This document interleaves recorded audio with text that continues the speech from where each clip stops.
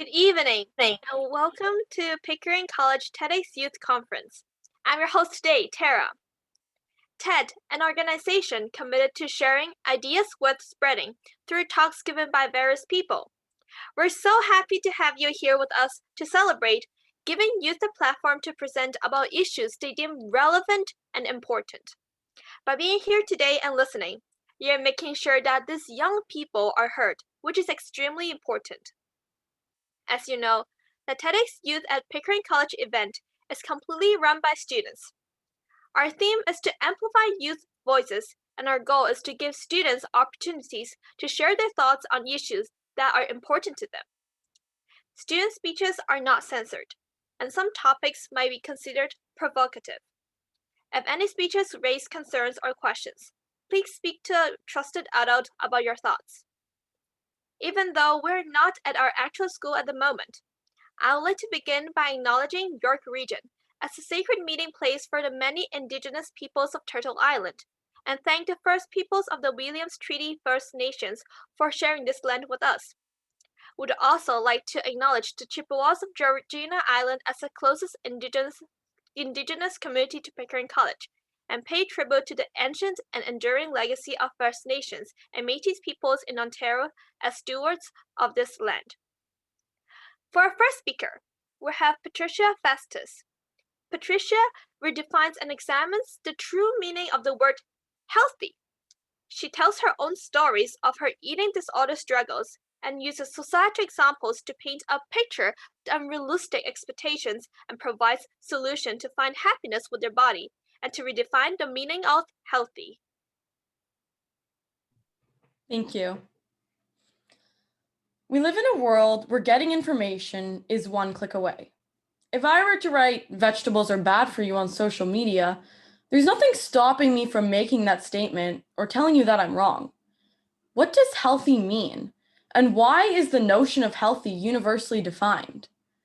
Social media drives our interpretation of the word healthy. Unreasonable expectations that girls need to have flat stomachs, thigh gaps, bulging breasts, and perfect skin is all driven by social media. Thanks to TikTok and Instagram, 68% of girls and 51% of boys exercise with the goal of losing weight or to avoid gaining weight. When I was in grade 8, I started to notice my body for the first time. I also heard a lot of girls talk about how much they hate their bodies. I started to work out at this time, not to change my body, but to improve my energy levels and mental health. I loved it, and I never changed my diet. And ever since I was a kid, I've loved food. I loved pasta, bagels, pizza, Nutella, strawberries, everything. I didn't start to have a problem until October of 2019. I saw these posts of these perfect girls and body goals and decided that's how I want to look. I saved countless pages of flat stomach workouts and fad diets. I believed everything I read on the internet and used it to feed my obsession.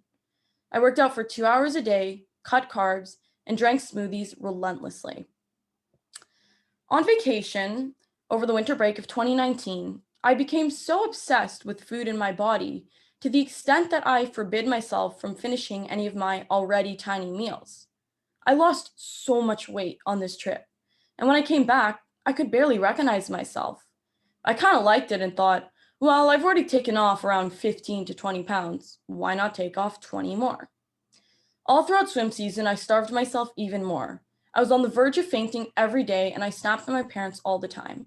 I was so miserable, but made everyone believe that I was happy. But why wasn't I happy? I was finally skinny. Everyone would compliment me on how skinny I was. What more could I want?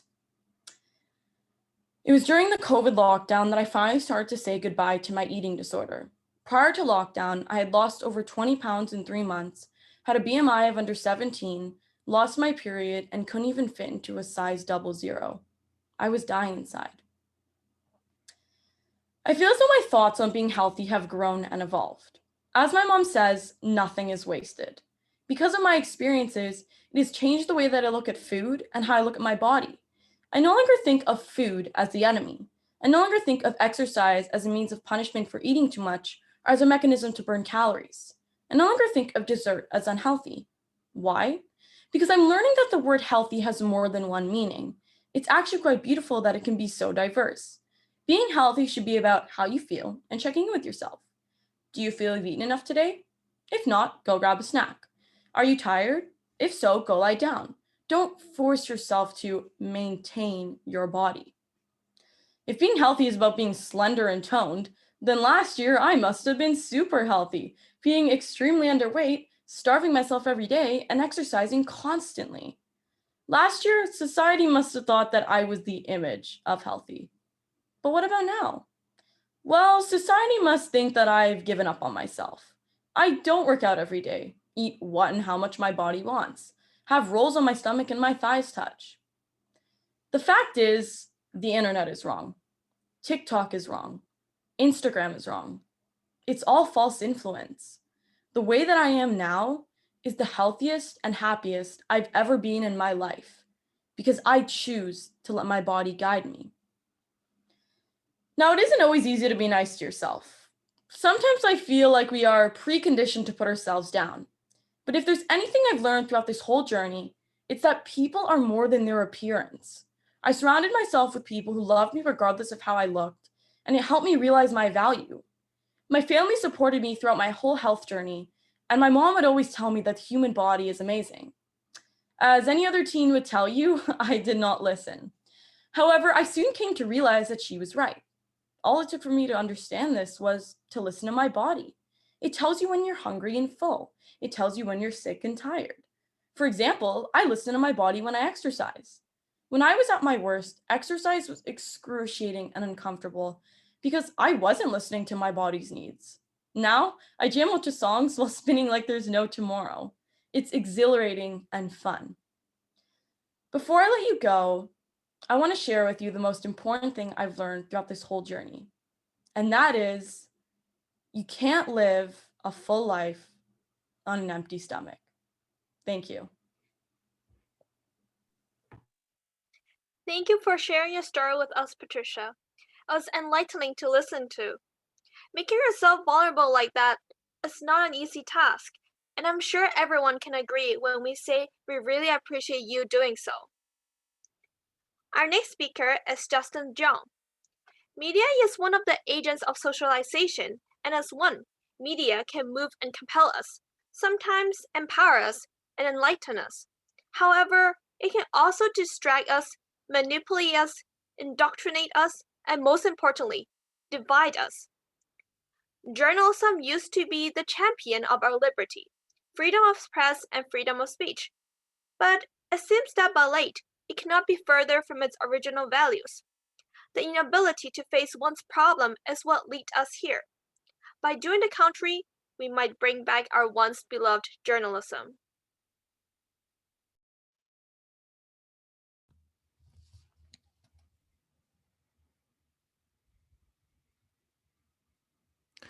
Kourtney Kardashian, she reveals her favorite drink. The capital attack was white supremacy, plain and simple. Just to the southwest border, we saw the detrimental effect of corporate media. The once looked down upon tabloid journalism have spread over and became mainstream. Now, armed with its newfound trust and power, current journalism have become political weapons and entertainment. It used to be respected and cherished. It used to be the champion of our liberty. It used to enlighten us with thought-provoking articles that took down corrupt governments. But it seems that by late, media cannot be further from its original values. Provocative, unproductive, meaningless, and cash-grabbing journalism is deeply prevalent in 2021. These days, when we turn on our TV or phone, it seems like our whole world is on fire. It scares us, makes us anxious and angry. But it sure as hell grabbed your attention. Now, let me ask you a question. When was the last time you read or heard a thoughtful and non-incendiary article? I myself can hardly remember. Just last year, we opened 2020 with the news headlines that read, World War III, then the terrifying murder hornets. Another one read, Kim Jong-un is dead, followed by the media-conspired 2020 race war. Now, under this laughable yet immensely impactful media, we are hurt. So then, is this disgraceful state of media their fault? Well, they're doing so for financial gain, and without it, they cannot survive. And predictably, news publications have been substantially struggling financially. Pew Research Center tells us that newspaper revenues declined dramatically between 2008 and 2018. Advertising revenue fell from $37.8 billion in 2018 to a whopping $14.3 billion in 2018, a steep 62% decline. And that the US news circulation fell down to 9%. They needed a solution to solve this predicament. The solution was, the more provocative the title is, the more clicks it gets, aka clickbait. As news moved from its monthly subscription and physical copies to the internet, it was struggling to meet the constant demand of information from the public. No one was willing to read quote unquote uninteresting articles or thought-provoking. A South African publication, Media Update, stated, if your headlines include emotive words, people turn that over into hashtags, and making use of these hashtags that embody feelings gets used the most and receive a ton of engagement. And media did just that. We gravitate toward journalism that evokes emotions, not thought. If corporate media is merely pandering to our hedonistic desires, then yes, we are the problem. Why have such sensational but trivial matters become so appealing to us? In this day and age of fast-paced media, we don't want to think. We just want to consume as much information as possible in as little time as possible, and regardless of the integrity of its contents. Something that is not provocative or controversial is simply not worth our time. We need something strong and something quick. Technical University of Denmark research found that topics would sharply capture widespread attention and promptly lose it just as quickly.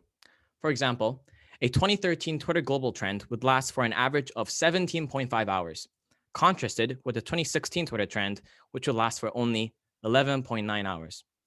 Now, one can only imagine how much shorter it is in 2021. Philip Sprain from the same study stated that content is increasing in volume, which exhausts our attention, and our urge for newness causes us to collectively switch between topics more regularly. Which brings me to my next point. We shake our body in nausea at the thought of thinking. As our attention span gradually shortens and abundance of information is swarming our everyday life, thinking seems trivial. It takes time, effort, and most importantly, it is inconvenient. It might seem boring compared to the world of media today, where you can get your hands on the most explicit and provocative contents that will have you on your feet anytime and anywhere. We do not want to consume journalism that is meaningful and thought-provoking, something that really requires some time to digest and understand, as we do not think our time is worth spending on something non-aggravating. As Dr. Jordan B. Peterson, professor of psychology at the University of Toronto, tells us, the fact of life's tragedy and the suffering that is part of it has been used to justify the pursuit of immediate selfish gratification. We prefer expedient pleasures rather than pursuing real, profound goals. Now, why is that? What are we exactly running away from? Why do we fear thinking? It's because thinking provokes self-reflection, and that is the train of thought we fear.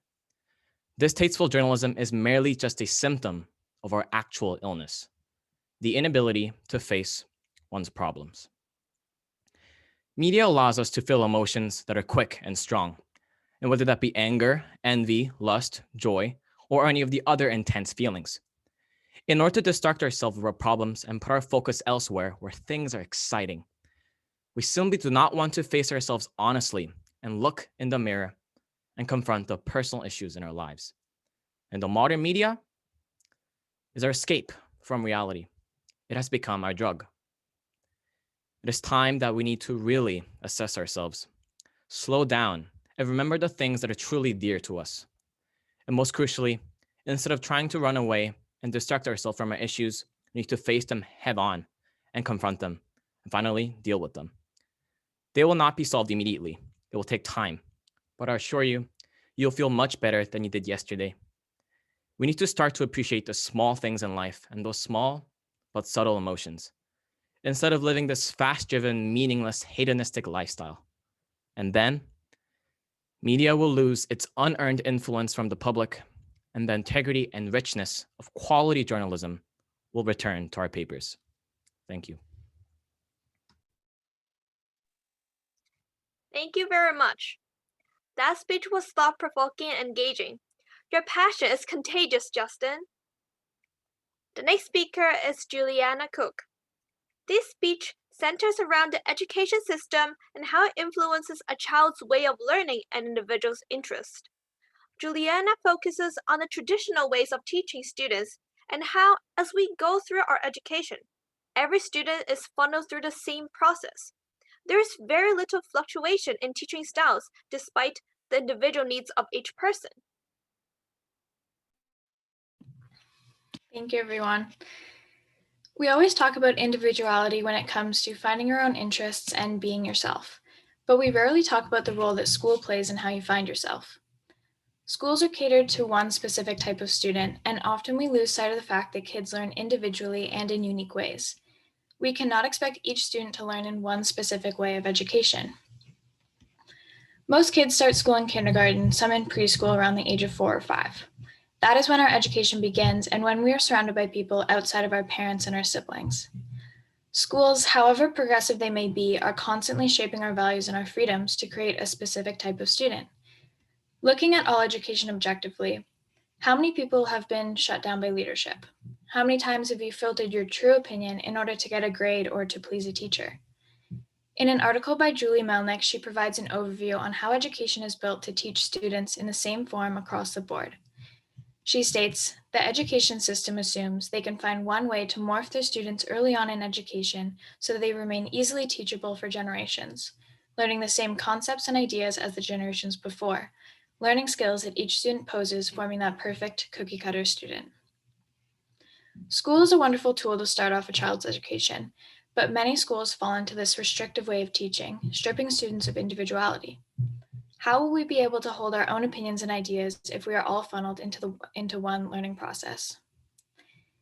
Canadian dropout rates for high school students in Canada is around 10% countrywide, according to Pathways to Education and Canadian statistics. And although it has decreased, there are still thousands of kids that don't graduate high school. As you reach high school, the pressure to get good grades increases and students are focused on applying to universities. High schools push for each student to graduate with a high level of math, science, and their grade 12 English. And they expect students to achieve this through traditional testing and assignments despite learning differences. In an excerpt from National Academics, they state that testing is for determining which students are eligible for promotion to the next grade and for graduation. And these tests are very mainstream, standardized assessments. They then go on to say, test results may penalize students who are the victims of ill-prepared teachers, poorly run school districts, or other circumstances beyond their control. Many tests do not look at outside achievements for students. You could be getting 90s on a project in class, but when the test rolls around, score below a 50, which drops your grade significantly. As a high school student myself, I can say with confidence that many people find tests create higher levels of stress and hold unrealistic standards for those that learn with different strategies. If schools switch to accommodate those who do not test well, the number of successful students could climb dramatically. A school in Norway focuses on udeskole learning, which means outdoor school, where they combine outdoor activities with mathematics, science, or English. For example, teachers would use body movement and outdoor games to teach students their timetables or how to calculate distances while standing in an area, or writing poetry about nature while in nature. Not only does this type of learning provide an additional approach to education, it has also been proven to reduce stress in students, which is a key factor to their success. In a Danish study, they stated, the pupils express a significantly higher level of well-being, improved social relations, and joy while being taught in the outdoors compared to classroom teaching. Another study was done on unschooling, focusing on hands-on, experiential-based learning for homeschooled students. This way of teaching pushes education that is based around the student's own interests. By mixing physical learning with classroom work, certain unschooling institutions have stated that their test scores are higher than those in traditional schools. There is a large debate on whether or not unschooling is beneficial in the long run, especially if parents are not teaching learning skills such as basic math or reading. But however controversial unschooling is, it allows students to learn concepts through their own interests and allows them to find their true passions from a young age, something that many high school students don't find until much later. Growing up from a traditional school myself, I only found what I was passionate about earlier this year. And I know many people who have switched university majors halfway through because they realize it just isn't what they're interested in. A survey from Psychology Today shows that 80% of unschooled students are in a career that matches their childhood interests, and around 60% have achieved a BA or higher in their education. If traditional high schools took on more individual learning tactics, schools would not only be broadening students' knowledge, but also allowing them to pursue topics that they're interested in. If testing was altered to show their true understanding instead of just memorization or writing skills, students would be able to showcase their knowledge in a form that they are good at. Now, this change in schooling won't happen overnight, but for yourself, you can start choosing your own learning. Find topics that interest you and explore ways to broaden your abilities outside educational structures. This can lead to finding your most authentic interests that may be unrelated to what you were taught at school. As education systems begin to adapt, we need to advocate for our own learning and start raising awareness on different teaching styles and methods. Schools must start looking at each person individually and find ways to help each student succeed through a multitude of education structures. Thank you for listening, and I hope you found something in this speech to inspire your own learning. Have a great night. Thank you, Juliana. What an interesting alternative take on schooling. I'm sure many people can relate to your topic. I, myself, know I can. Thank you very much. Up next, we have Oscar Jiang. Oscar feels like a different person at times and was never really able to grasp an understanding of what defines him, nor uncover the mystery of who he really is. However, he proposes a theory that there might be alternating versions of ourselves living within us to form who we each are individually as the persona theory. While some feel like imposters for their achievements, Oscar hopes to create a difference by nurturing his and others' inner selves by understanding who we are overall, as some personas are imposters while others deserve the results. Hi, my name is Oscar, and this year I'm quite a shy, introverted sophomore student. As a result of this, I don't have many friends at school, and I certainly never feel comfortable going out for gatherings. And instead, what I do is I play the piano to calm myself. Now, as a person with symptoms of atypical depression and anxiety, I never really understood what the fuss with staying indoors during the COVID lockdown was about. I guess I'm one of the brighter students in the grade, or so my classmates tell me. So my question to you now is, did you really take everything that I said to be true? If you said yes, well, that indeed was I, Oscar, but there's just another Oscar that I'd like you to meet. So allow me to reintroduce. My name is Oscar, and I'm quite an outgoing person. Although social outings were never my thing, I love debating, especially attending multiple tournaments and making friends there. Public speaking has always been a hobby of mine, but not so much communicating within a group project setting. And I absolutely hate piano practice, but finally, I love language learning. So you now might be wondering, why is this guy telling us so much about him? Well, today I would like to propose a theory to you all. I'm sure most of you have heard of the saying of being two-faced, or to describe somebody who will speak ill of you behind your back, or hurt you in other ways without you knowing, and such. So my theory for you today is this. We are all two-faced people, but not just two-faced. I think we have many faces living inside of us, which I like to call personas. Hence, the realization of the imposter syndrome gave birth to the persona theory. I think that different versions of ourselves exist within our body to create us human beings as a whole. Now, as per my introduction, you've only witnessed one of my personas, the public speaking Oscar persona. Now, with regards to personas, even to this day, or one of my personas at least, still struggle with group work, and I'm especially vulnerable when people don't take the time to listen to me. And while this may have recently occurred with me not having my voice heard and no decisions being made based on my behalf, I actually learned a lot from this experience. But the fact is, even after learning more about social interaction, I still feel insecure about who I am. And in recent years, I decided to do certain things that completely changed the course of my life, such as deciding to become a public speaker, which is why I'm here today. Now, I don't want to use this platform to tell you all about myself, but instead my message to you is that despite doing things that peers tell me that they would be proud of doing, I still feel insecure about being who I am. I feel like doing these things aren't enough to land me into university or make me a qualified person to run a startup, and at times I feel like I've lost my meaning. So if you haven't guessed already, what I just described is commonly referred to as the imposter syndrome. Now you may ask, what is the imposter syndrome? Well, the imposter syndrome is a constant feeling which suppresses ourselves and almost acts like a self gaslight in certain situations that tells us we're stupid. It tells us we're incapable, we're unworthy, we're dull, we're common, or even just success avoiding us in general. We see ourselves as imposters and not as people who can actually accomplish things despite knowing how capable we are. We believe we're a counterfeit to those competent around us. And the issue here is that all the little anxieties that stress us cause us to see ourselves from the inside. But our image of others are generally limited to what we observe and what they share, but never the little anxieties that bother them.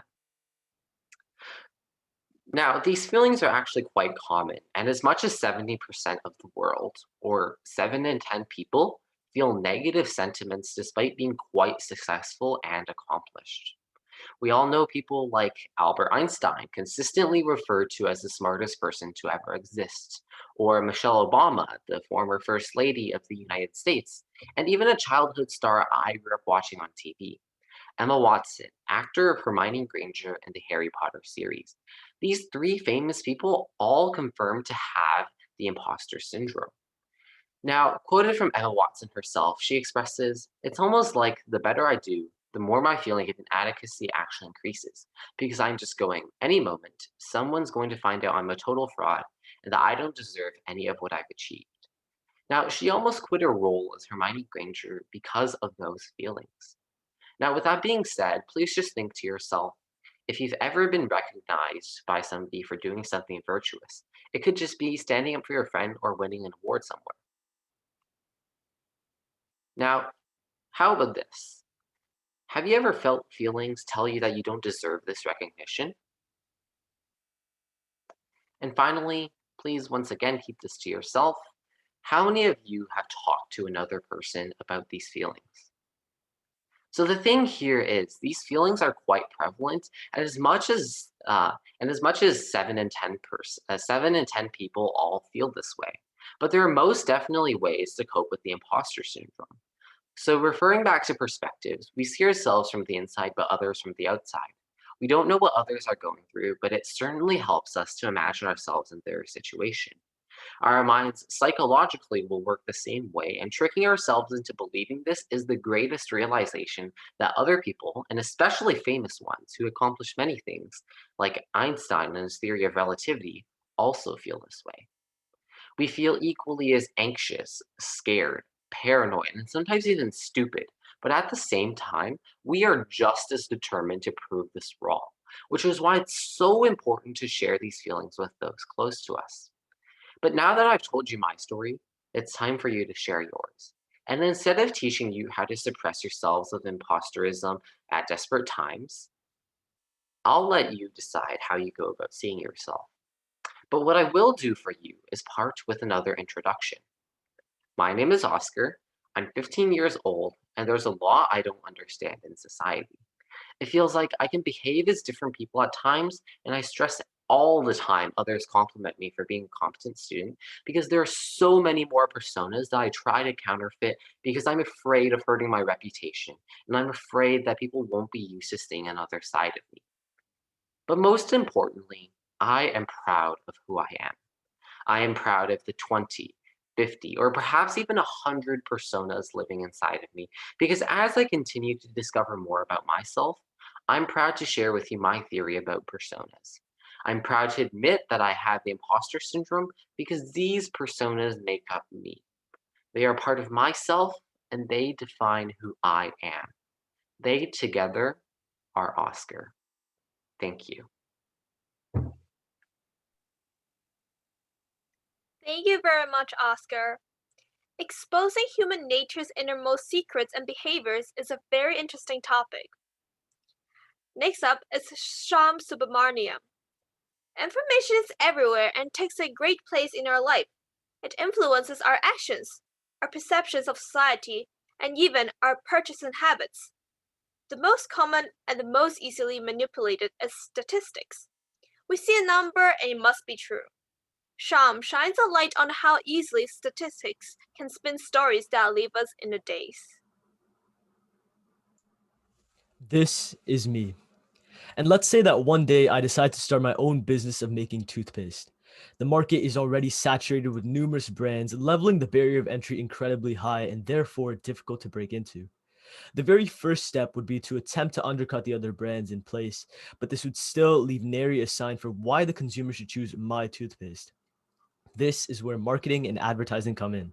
If I can develop a reputation, then people might actually buy my toothpaste. I get my researcher and I ask him to ask 5 dentists the toothpaste they recommend. The results come back a little like this.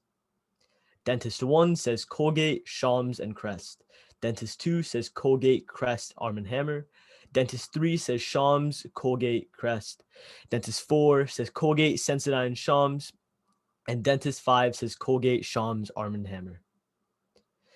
80% of dentists recommend my toothpaste, but 100% of dentists recommend Colgate. I could create a marketing campaign and use the first statistic because it is in fact true.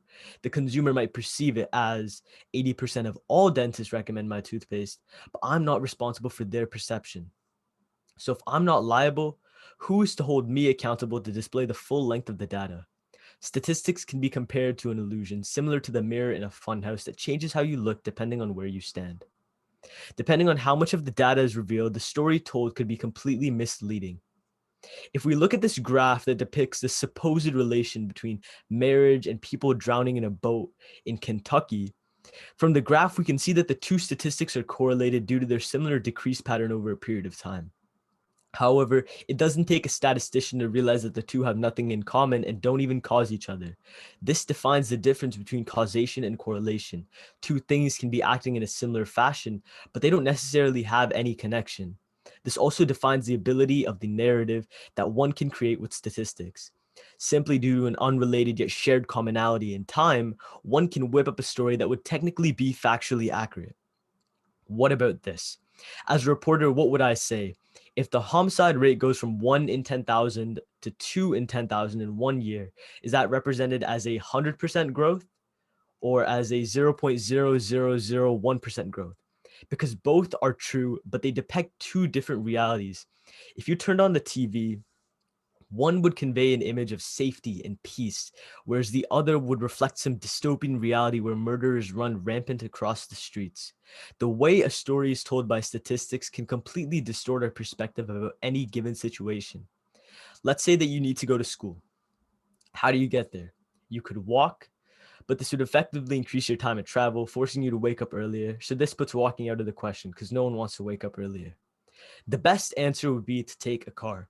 It allows you to get there fastest compared to walking or biking or skateboarding or even scootering. So if you drive to school every day and one day you get in a car crash. So now if I ask you, the person who caused that crash, were they impaired or not? What would you think to say? The immediate reaction would be to imagine that the person responsible for the crash was impaired. Together, we can weigh our perspectives and come to an educated conclusion. When a person is impaired, their reaction time is slowed and their movements are slurred and drowsy. It just makes sense. When a person is sober, they maintain their reaction time and their movements are calm and collected. From this information, we can then further our educated guess and say that the impaired driver would be more likely to have caused the crash. However, this isn't the case. According to the OPP, out of 69,218 traffic crashes in 2010, only about 2,000 of them involved alcohol. This means that roughly out of all the crashes in Ontario, only 2% of them were under impaired driving, meaning that the car crash was probably caused by a sober driver. Surprising, right? Yet, with this, I could paint the narrative that it's okay to drive drunk because it doesn't cause the majority of crashes. Yet I conveniently left out the increased risk of crashing when driving drunk, just like I left out the other results from my toothpaste marketing research. With a BAC close to 0.15, you are 380 times more likely to crash compared to the sober driver. Statistics are everywhere. You turn on the news and the latest case count for COVID-19 crops in the picture. Every question we ask can be answered with a number or a percentage. Thanks to the internet, at the discretion of no one, anyone can utilize statistics like a marionette to create their own story. These numbers can change the way we look at a product or how we gauge the danger of an act, and so much more. For most of us, statistics and percentages and numbers are something that we would like to leave in our math classroom. However, these numbers govern our lives and our worldviews, and it could benefit us all if we started to stop and think the next time we see a graph or an infographic or a random percentage. Thank you, Sean, for putting things in perspective for us. While my view on statistics stay the same, my understanding has been greatly enhanced. Next, we have Emily Shin. Youth with disabilities face cruel stigmas and presumptions made about them solely because they have a disability. Emily is a dedicated and compassionate volunteer at Holland Bloorview Kids Rehabilitation Hospital, where she has learned about injustices and inequalities facing people with special needs or disabilities. These inequities are present in the representation of people with disabilities in her communities outside Holland Bloorview as well. As an able-bodied teenager, Emily is committed to educating herself and others on these matters of injustices and to spread awareness and stigmas firsthand. Thanks, Tara. So this summer, I was fortunate enough to be able to work, and I'm so grateful for that opportunity. One night, my friends from work and I went out to dinner. This is when restaurants were still open, and we were celebrating the end of the session. Before we went out, I dressed up and I did my makeup and sat down with everyone when I got there. I was sitting at a table with a group of my girlfriends, and obviously we have to compliment each other. Oh my God, I love your jeans. Or your hair looks so cute. How'd you do it? And for me, one particular conversation stuck out. The girl I was talking to didn't mean anything negative, I'm sure, but here's how the conversation went. Emmy, your eyelashes look amazing. In turn, I replied, thank you. They're so straight and go super downward, so it takes a lot of effort to get them to curl. I think it's because of my Korean genes. To which she replied, yeah, a lot of my friends who are, I don't want to say the word, they have that problem as well. So I asked her, what word?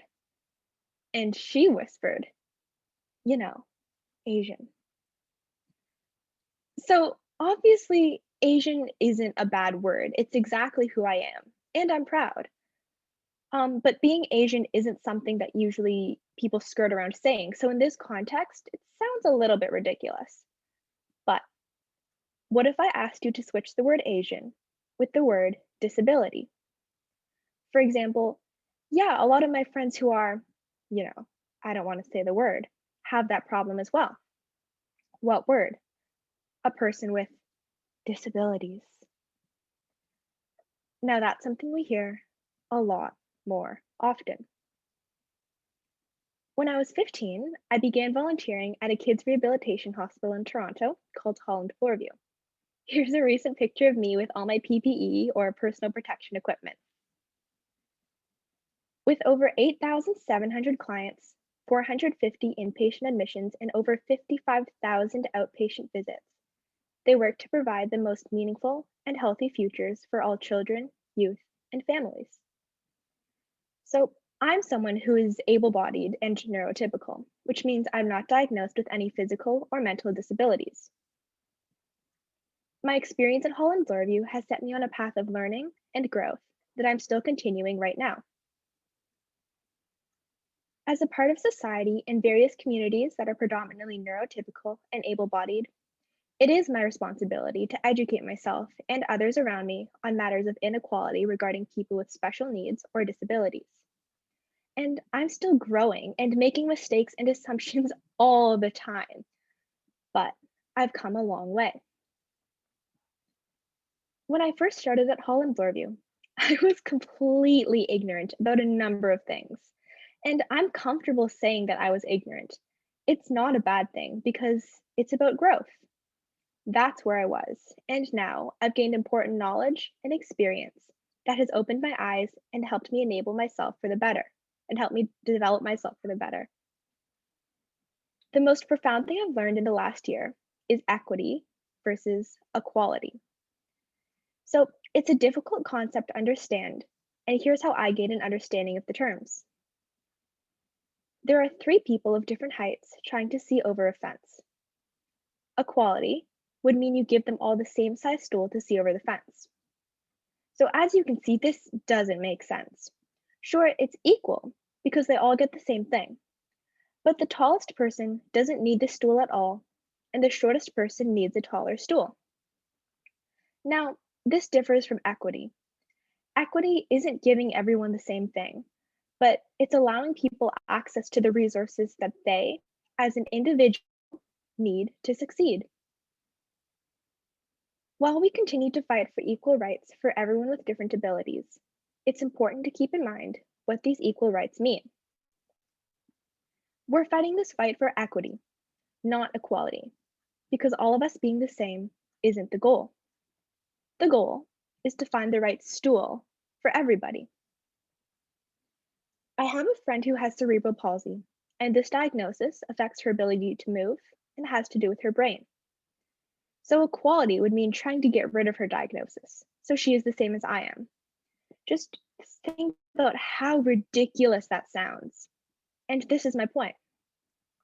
That we should strive to celebrate these differences, to recognize them and deliver support only if and when we need to.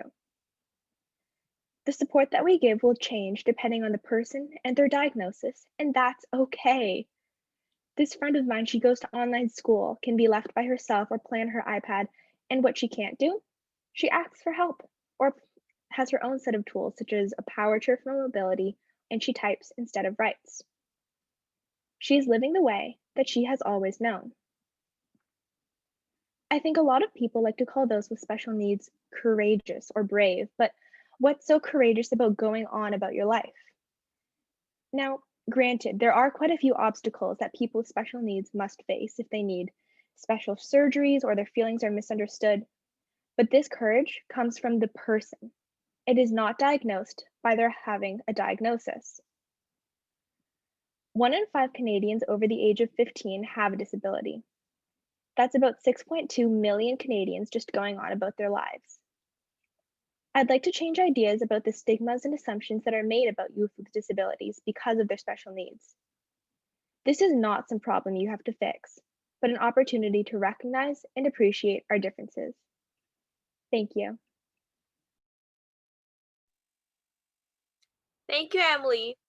What an absolutely wonderful topic. Addressing stigmas is something that is imperative to people and groups affected because everyone influences each other. If we can do so in a positive way, we can make everyone's life so much better. Up next, we have Ria Siromani. Change is something that we encounter in our everyday lives. Everyone faces it, but not everyone reacts well to it. Ria argues that it is in human instinct to fear change and illustrates the importance of learning to accept and adapt to it. Through her personal encounters with change, she claims that it is often the most significant transitions in our lives that result in the best outcomes and experiences. Thank you. Throughout my life, I've lived in 6 houses and been to 5 schools in 2 countries. Safe to say, I am no stranger when it comes to adapting to change. Now, what I would say was one of the most tremendous changes in my life was moving across the world. At the age of 8, there are a limited amount of things that genuinely matter to you. Life mainly revolves around your family, some friends, and probably a stuffed animal that you've had since you were born. Meaning that if one day you were to pack up, get on a plane, and move across the world, it wouldn't have that much of a difference to your life, right? That's what I thought when my family moved to England when I was in grade 2. However, when I moved to London, I noticed a significant change in my life because of the differences I was faced with. To begin, I lacked the accent that most people had, which in my 8-year-old brain made them a part of the royal family and myself just another tourist longing for the crown. This was a change I thought I would never overcome.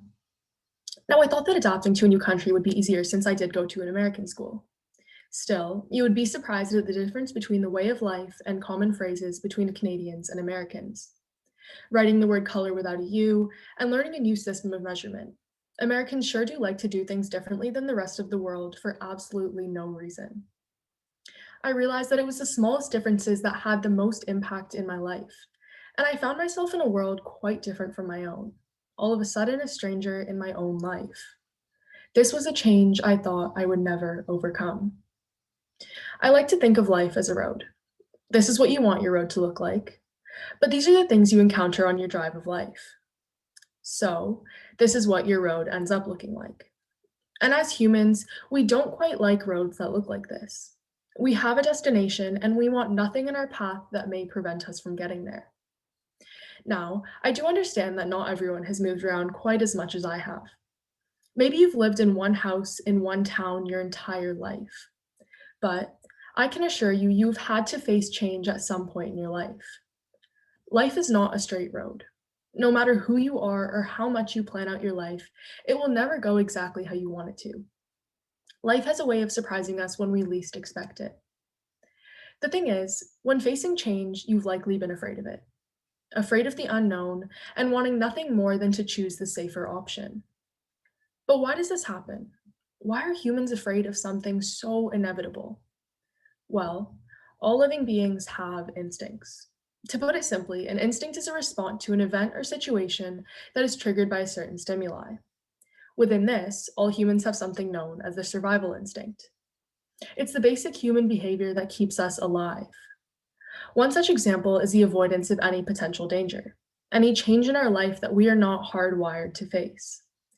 This is why it's not surprising that humans tend to take the easy way out of situations, or when given two options, will instinctively be driven to choose the one with the safest outcome, the one most likely to result in survival.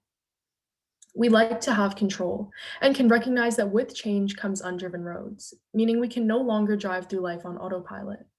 We must get up and learn the directions of a new path. Adapting our survival instinct to encompass change that may seem scary is crucial, because a lot of the time it is the most frightening changes that result in the most positive outcomes. For my family, moving across the world was terrifying. It was something that, according to every human survival instinct, we should not have done. At first, the only part of the move that I could recognize was the change's negative impacts, the accent, and the new things that I had to learn. However, despite what I can now understand were smaller and more insignificant changes, it became a life-changing experience. I was able to try new things. Suddenly, any negative part of the difference that I noticed was overpowered by all of the positives. This was a good change. It was the best 2 years of my life. And it was only possible because we went against that instinct, urging us not to go, telling us that we would be safer if we stayed in Canada. Human instincts are bound to grow and evolve if we allow them to. When you are forced to experience change, you are going off your brain route like I was, taking a detour to get to the next part of your life. We must allow our survival instinct to evolve. We must understand that a detour is sometimes the better option, and we must recognize that change isn't as scary as the primal humans thought it was. Our lives are built on the experiences we endure. You can either live your life on a straight road, avoiding change at all costs, or you can take a risk, face a difference, and fight against that instinct urging you not to go. Through my experience in London, I learned that you must endure hardships and adapt to change in order to gain experiences. Now, considering the understanding of why we are afraid of change, but then the recognition that we can overcome this fear, I would like to ask you one final question. Which experiences do you want your life to be built on, and what is stopping you from achieving them? Thank you.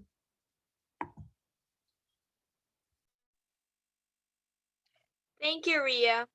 Your personal story is fascinating. You have traveled the world and obviously learned a lot. It was wonderful to see your growth throughout the speech. Our final speaker is Jacob Buchan. In the past year, we've lived with the pandemonium of the pandemic. Where can we turn for escapism and enlightenment? For instruction and inspiration? The answer might surprise you. When we long for respite, we can turn to classic literature. Thank you. In an age of global pandemic, social isolation, and the dominance of digital technology, what benefits could there be to reading dusty old tomes of classic literature? Plenty. Exposure to well-articulated ideas and rich narratives is always valuable, no matter the medium. But if you're looking for a way to spend a little time that will be rewarding, engaging, and even enlightening, then I argue reading classic literature, maybe a paragraph, maybe a page, but in an actual book, is both practical and profound. A classic work is defined by a few key characteristics. The work addresses an enduring issue of the human condition, either explicitly or implicitly, and considers ambitious questions. Classics are generative. Their themes and subject matter inspire consequent contemplations and personal reflections alike. The writing is carefully constructed, dense with information, and requires effort to read and interpret. Lastly, classic literature is instructive. The works present an argument in response to their fundamental questions. And there is, of course, no one answer. It's the combination of all these traits, the broad scope of the inquiry, the wealth of existing interpretations, and the layered and complex language that allow for unique insights to be gleaned by different people upon multiple readings. Much classic literature is, quite frankly, old, written anywhere between 70 and 2,500 years ago. You'd be justified in wondering how archaic works could still be relevant. But the subject matter is timeless. We still discuss the meaning of life, so why not consider what the earliest writers had to say about it? Furthermore, to earn its appellation as classic, time is requisite. If we want to know concretely whether or not something is worth reading, generations of review and praise from experts and recreational readers alike is a credible process of determination. Let's break it down a little. Classics often present moral clarity. As these works examine our fundamental nature and argue how we can or should coexist, reading them provides two commentaries, both the external markers of a good society and the internal exploration of personal experience. Take this 2,000-year-old line from the ancient Greek philosopher Epictetus. Happiness and freedom begin with a clear understanding of one principle. Some things are within your control, and some things are not. Here, Epictetus economically presents an arguable thesis on how to achieve some of our most fundamental human desires, and it's a statement we can appreciate on a cerebral level that also has pragmatic applications. Think of the current state of the world. Disturbing developments, looming lockdowns, and the wide-ranging implications of the pandemic serve us an abundance of angst. But our individual part in the global situation is minimal. While it's critical to stay informed and engaged, these concerns shouldn't be an emotional burden. To be panicked over giant crises only reinforces a sense of powerlessness. Focusing on our individual efforts, observing protocols, and dedicating headspace to friends and family grants practical agency. Classic novels examine similar issues through the toothsome potential of good stories. But a deterrent, however, might be the language. It's dense, it's complex, and it requires effort to understand. Yet, this is central to the layered nature of classic literature. The writing allows for different meanings to spring forth when phrases are considered in different contexts. Intricate language expands our vocabulary. Beyond learning new words, the works impart rich and varied ways of communicating. Exposure to these nuances of language is all the more useful in our age of quick tweets and texts. Because the writing is so precisely packed with information, even a single paragraph contains an idea worth knowing. Reading a snippet can impart useful knowledge and proffer a small dose of lyricism. Here's a line from Richard Adams' Watership Down. Many human beings say that they enjoy the winter, but what they really enjoy is feeling proof against it. Though an initially opaque statement, you can readily infer a commentary on human ingenuity. We've progressed from a world where winter meant the end of harvests, starvation, and death, to one where heated homes and imported food leave us nigh impervious to its influence. This extends to the psychological point on feeling proof against it. To think we have overcome the laws and boundaries of nature fills us with feelings of importance. It says that we have significance in this world. All this in just a handful of words. Today, classic literature is available in many media. The internet provides a multiplicity of notes, summaries, video shorts, and audiobooks that offer some time-efficient and commute-compatible choices. But physically reading a material book still holds unique benefits. Recent MRI-based neuroscience studies concluded that reading strengthens both short and long-term information processing, transference, and critical thinking. And on a more poetic level, disconnection ushers in calm. The weight of a book and crisp turn of a page offer sensory decompression, a moment away from the glare of blue light and the constant clamor of headphones. Because, of course, much of our media is digital. Quick videos on YouTube, news updates on TV, and posts on social media colonize our attention. But even a few minutes of reading will reap rewards.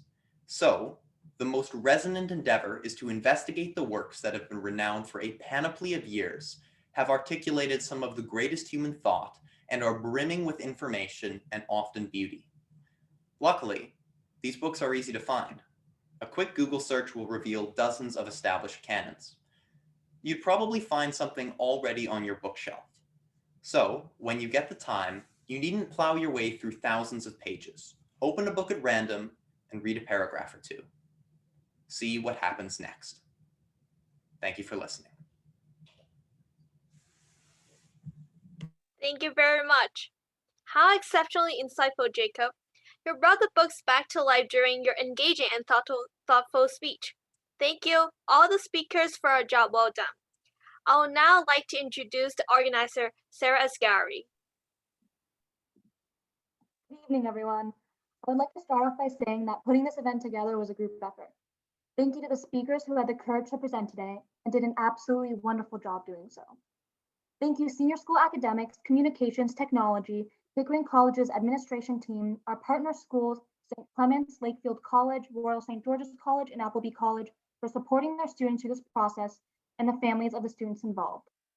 Some special thank yous to Mr. Gordon Chu and Miss Leanne Sr., who played an integral role in making this event happen. And finally, a huge thank you to Miss Julia Hunt. Ms. Hunt offered such steadfast support during this endeavor, and she was unwavering in her kindness, patience, and wisdom. This experience has been humbling and inspiring. Getting to know the speakers and seeing their passion for these topics and their desire to share them was exactly what I was hoping would be demonstrated when I first started thinking about organizing a TED Talk. I'm grateful to be in a position that allows me to seize these opportunities and grant my peers a platform to pass their lessons forward. Just a quick comment before I leave. You will have received an email about a survey around this event. I think it was sent around midday. It was sent prematurely. If you get a chance, please do answer it. We would love any feedback. And that is all. So thank you everyone for attending, and we really hope you enjoyed. Last but not least, I'd like to thank Sarah for organizing this very successful event. She put a lot of effort and time into this to make it happen. So let's give a round of applause to Sarah too.